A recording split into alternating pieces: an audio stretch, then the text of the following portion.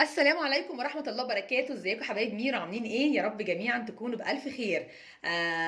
صباح الفل والياسمين على أحلى وأجمل إخوات ومتابعين فيديو جديد إن شاء الله على القناة. والنهاردة هنشوف مع بعض وصفة حلوة جدا. ده من الفيديوهات بصراحة اللي أنا بحبها جدا، وأظن اللي معظم الناس المتابعين يعني بيحبوا نوعية الفيديوهات دي جدا.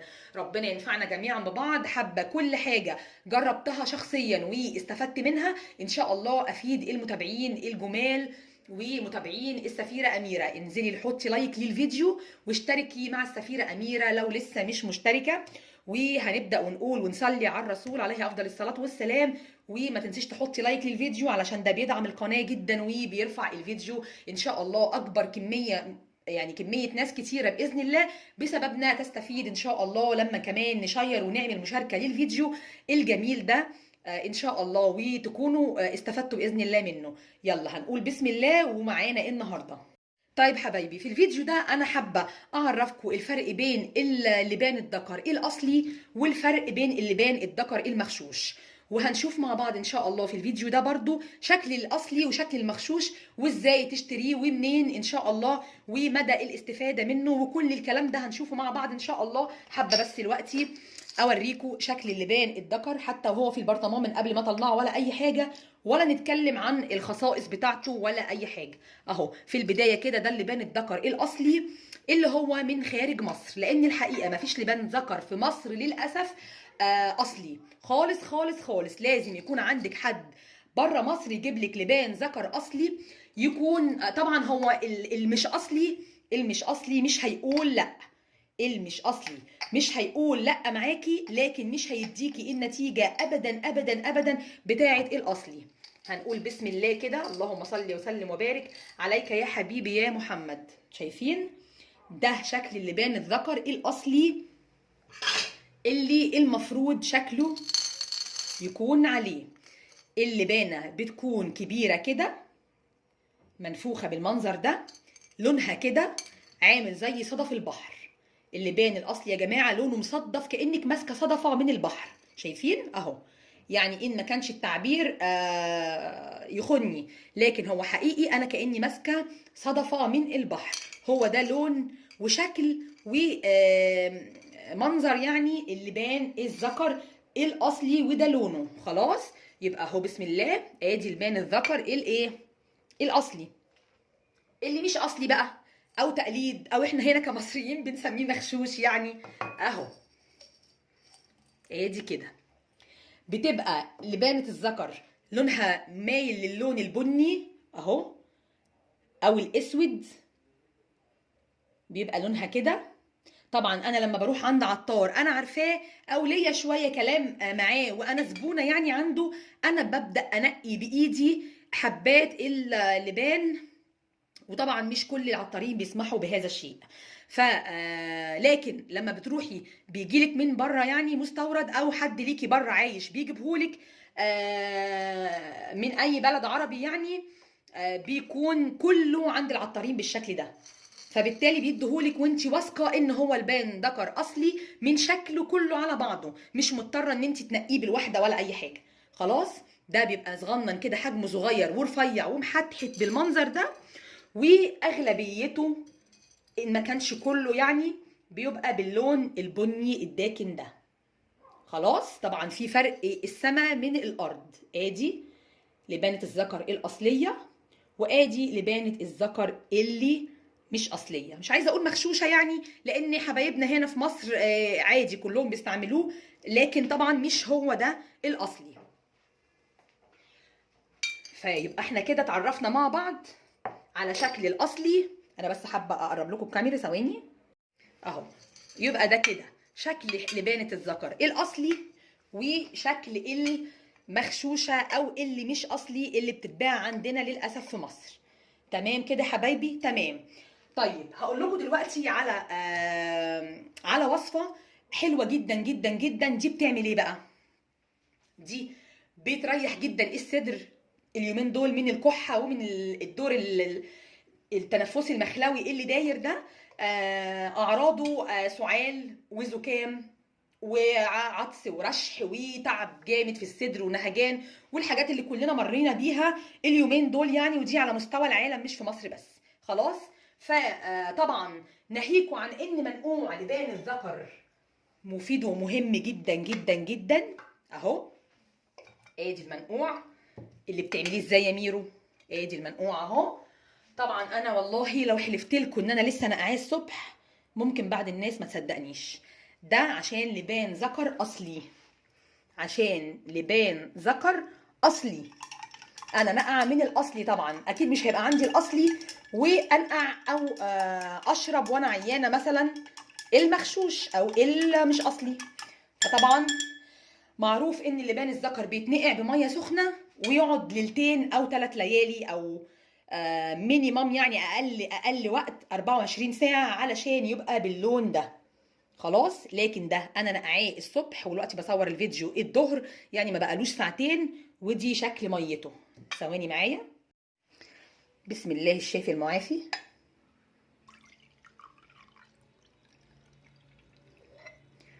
ده شكل منقوع لبان الذكر الاصلي اللي هو بيبقى لونه ابيض زي اللبن الحليب ده. لكن يا جماعه اللي بننقعه اللي بيجي من مصر من هنا للاسف بيكون لونه بني ميته، وده مش بيعود علينا بالنفع قوي في اي دور برد او في اي حاجه تعبانين، يعني مش بيعود علينا قوي في النفع من كتر ما هو يعني اللبان نفسه مش جودته مش قد كده. خلاص. هو ده اللبان الذكر الاصلي، ده المنقوع بتاعه. وهقول لكم دلوقتي هعمله قدامكم اهو علشان على اخر الفيديو تشوفوا الفرق بين الميتين. هنقول بسم الله ونصلي على اشرف خلق الله ونجيب شويه من لبان الذكر ده اهو، اللي هو بنقول عليه مش اصلي او بنقول عليه يعني مغشوش في مصر. وادي اللبان الذكر الاصلي اهو. حط شويه حلوين برضو قدهم عشان ما تقولوش انت هنا كترتي علشان كده. لا اهو ده قد ده. يلا معايا بسم الله بقى ميه مغليه اهو لايف اهو قدامكم في الفيديو. وهنشوف والله على بال ما نخلص الفيديو ونخلص الوصفه نشوف انهي اللي لونه هيغير او انهي اللي هنحس بيه بتغيير او بنتيجه في اللون بسرعه. هنجيب بس نحطهم ورا كده علشان سخنين بدل ما يحصل اي كارثه. خلاص. ويلا نكمل الفيديو بتاعنا ونشوف ايه هي الوصفه اللي انا جربتها واستفدت منها. وده من دكتور يا جماعه، انا مش بجيب كلام من عندي، لان الحاجات دي بتبقى امانه، واهم حاجه في الدنيا المصداقيه.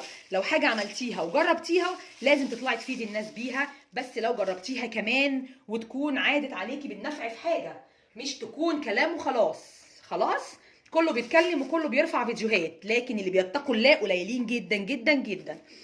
وانا عامله يا جماعه فيديو من 8 شهور فاتوا عن ماسك لبان الذكر، نضاره وتبييض وشد تجاعيد، وصفه فوق الممتازه. الفيديو عامل 520 الف مشاهده، يعني فوق النص مليون متابع تابعوا الفيديو، بنص مليون تعليق كلهم بيدعوا لي بفضلك يا رب بفضل الله. الفيديو ترند، اخد ترند رقم 3 في اليوتيوب في محركات البحث على السيرش على جوجل.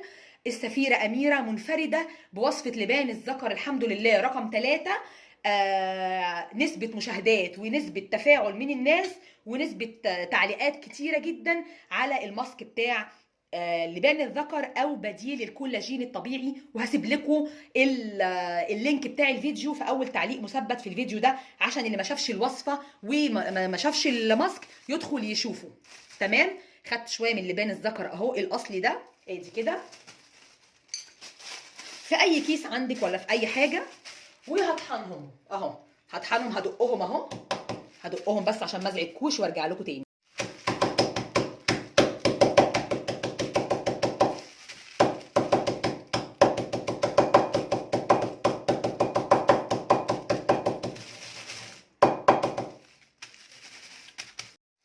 اهو يا جماعه بصوا طحنته بالمنظر ده.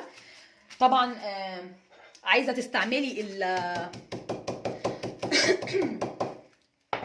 عايزه تستعملي المطحنه بتاعه الخلاط تمام، لكن هم عشان شويه صغيرين مش هيطحنوا يعني فيها زي ما انا عايزه، هيروحوا ويجوا هيبقوا قليلين، فانا طحنتهم بالطريقه دي.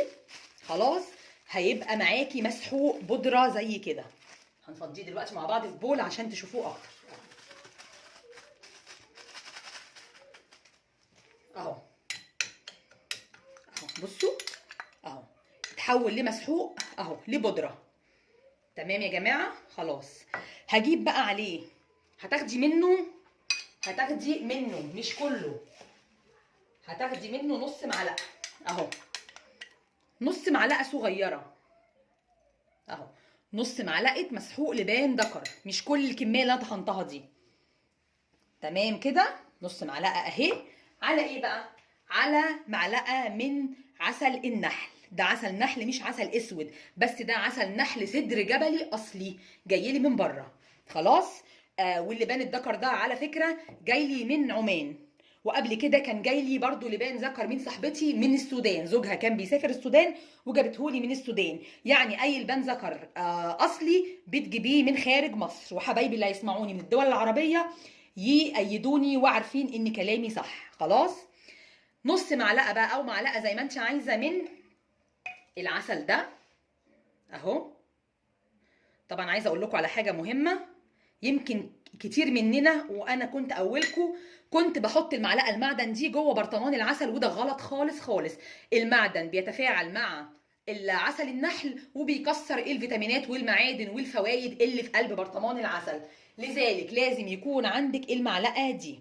المعلقه دي بتنزل ساعات مع برطمانات العسل في بعض الماركات، لكن هي ما شاء الله دلوقتي بقت متوفره وموجوده في كل المحلات بتاعه بيع المستلزمات الادوات المنزليه. يعني تقولي له عايزه معلقه خشب بتاعه عسل، او اي معلقه عندك خشب بتستعمليها حتى للاكل او للطبخ، هي دي اللي تقدري تاخدي بيها يعني تحطيها بامان جوه برطمان العسل. لكن معالق معدن زي دي ممنوع، او استانلس ممنوع. خلاص خدنا معلقه عسل صدر جبلي.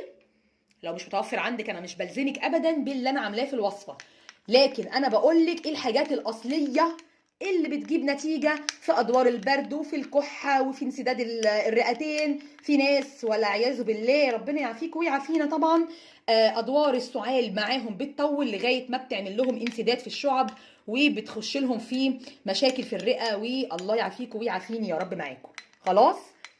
بتتحول نص معلقه لبان الذكر المطحون للمنظر ده مع العسل، بتفضلي تدوبي كده علشان تتاكدي كويس جدا. انا قعدت ادوب لما الحامل كان هيقع. خلاص. وبعد كده بتاخدي ده كله بتاخديه على الريق ان شاء الله كل يوم الصبح قبل ما ينزل جوفك او تنزل معدتك اي حاجه.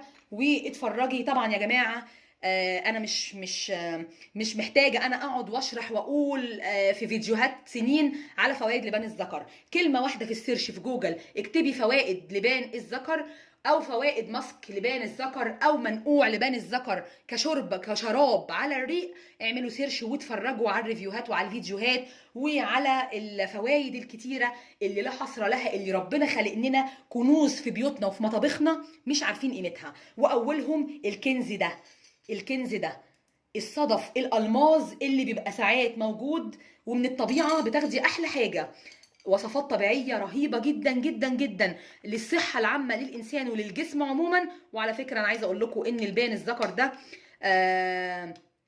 مش بس لما تعمليه ماسك على وشك هتستفادي بيه، لا خالص. ده انتي ده بينزل جوفك، بينزل معدتك، بينظف المعده. الناس اصحاب القولون واصحاب المعده المتهيجه على طول، لو في ناس مدخنين بيشربوا سجاير بشراهه جدا جدا جدا في اليوم علبه واثنين وثلاثه، ومش لازم يكونوا عيانين يا جماعه وتعبانين، لا صدرهم هو دايما تعبان من اثر التدخين. والله لو عملوا الوصفه دي وجربوها واستمروا عليها عده شهور هيلاقوا تحسن غير طبيعي في التنفس وفي المعده كده، هيريح المعده وان شاء الله الشفاء من عند ربنا. لكن احنا اسباب واحنا وسائل على الارض بننفع بعض. فاهو ادي الوصفه بتاعتي النهارده، معلقه من مسحوق لبان الذكر على معلقه عسل نحل اصلي، ما يبقاش مغشوش برضو يا جماعه، عسل نحل اصلي علشان تاخدي الوصفه والفايده من الوصفه 100%. خلاص يبقى كده خلاص عملنا وصفتنا.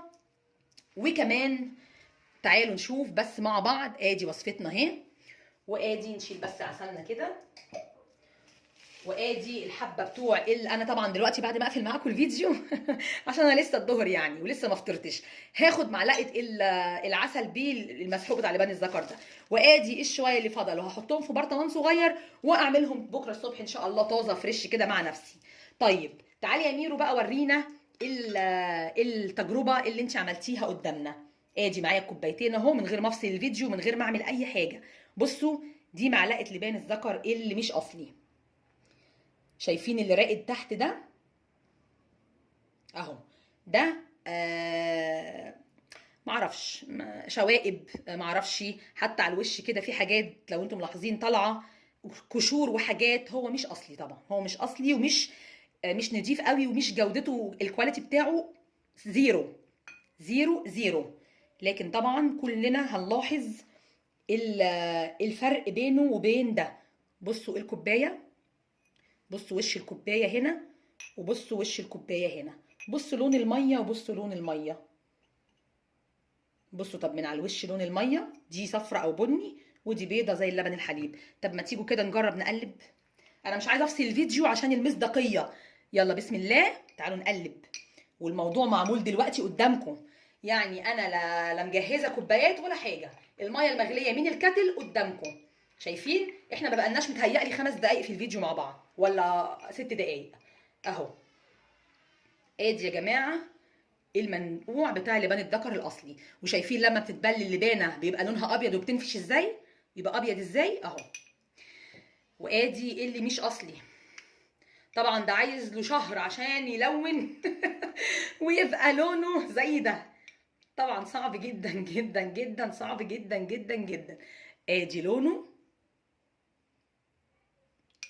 وادي شكله، وعمره في حياته ما هيخلط ابدا في سنته لانه مغشوش، مش لبان ذكر، انا ما اعرفش ايه ملته بصراحه ولا هو ايه. ادي ده وادي ده، طبعا الاتنين معمولين بقالهم دقايق، على بالليل كده مثلا بعد كام ساعه هتلاقوا ده بقى لون ده كده، هتلاقوا ده بقى لون ده اللي طبعا اللي منقوع بقاله ليله كامله، وهتلاقوا ده عكر حاجه بسيطه كأن ميه معكره. حابه بس اوريكم حبايبي العصايه بتاعتي اللي جوزي جابها لي من الصين اللي انا باكل بيها المكرونه هقلب كده بيها اهو. وعايزه اوريكم اللبان الذكر اللي منقوع بقاله ليله من تحت عامل ازاي اهو. بصوا بصوا بقى لبان اهو، تضغطي عليه كده طري بقى لبان، واتنقع ولسه لونه ابيض زي ما هو. حاجه كمان عايزه اقولها لكم برضو قبل ما اختم الفيديو عشان ما اطولش عليكم وتملوا مني. انا لما بحط دول على فكره البرطمان ده كله ده كيلو، البرطمان ده 100 مللي ميه، يعني كيلو ميه او لتر ميه في البرطمان ده، حاطه فيه معلقه لبان ذكر كبيره، يعني دي معلقه من لبان الذكر الكبيره، يعني مش حاطه فيه كتير ولا حاجه، معلقه واحده، وحاطه عليه مليته كله ميه مغليه من الكتل، وقعد ليله بقى كده، كل يوم بشرب منه كوبايه، كل يوم بشرب منه كوبايه. لما بيخلص المنقوع نفسه اللي في البرطمان، انا مش برمي ابدا اللي جوه ده، لا انا برجع، طبعا ده في حاله لو هو اصلي اهو، المنقوع اللي جوه ده انا برجع اضيف له ميه تاني، يعني مش برميه من اول مره، لاني طبعا بستحرم، لان انا عندي دهب الماس في البيت غالي جدا جدا، واحتمال لو خلص من عندي فين وفين لما ربنا يرزقني بقى ايه بحد من بره، من حبايبي اللي بره في عمان او في السودان او في الدول العربيه، يعني اللي بره يجيب لي تاني منه، او لو لقيته اونلاين بيتباع اقدر اجيبه من بره خلاص. فانا لما بيخلص المنقوع بتاعه ميته يعني، بحط تاني ميه من الكاتل وبملاه تاني. والله العظيم مفاجأة هقولها لكم في الفيديو، ان ده مش حطت اول مرة، يعني ده لما نقص رحت مزوده ميه تاني، واول مره زي تاني مره متهيألي زي تالت مره، لان اللبان الاصلي غير. يعني بصوا في الحبه اللي انا اتكلمت معاكم فيهم اهو، ده مش عايز يتقل ولا عايز يخلط ابدا، ومش هيتقل ومش هيخلط، ولو خلط وتقل مش هيكون زي ده ابدا. يا رب الفيديو يكون عجبكم وتكونوا استفدتوا، ولو استفدتوا شيروا الفيديو على قد ما تقدروا بالله عليكم يا جماعه، فيدوا غيركم زي ما احنا بنستفيد من الفيديوهات. اعملوا شير ولايك، اضغطوا لايك عشان الفيديو يترفع، اللايكات بترفع الفيديوهات. وما تنسيش لو استفدتي ولو حبيتي وصفات السفيره اميره ما تنسيش تشتركي في القناه وتنوريني، وربنا يشفيكم ويعافيكم جميعا يا رب من جميع الامراض. واقول لكم ايه، اقول لكم السلام عليكم ورحمه الله وبركاته. اشوفكم في فيديو جديد كالعاده حلو ومفيد. باي باي.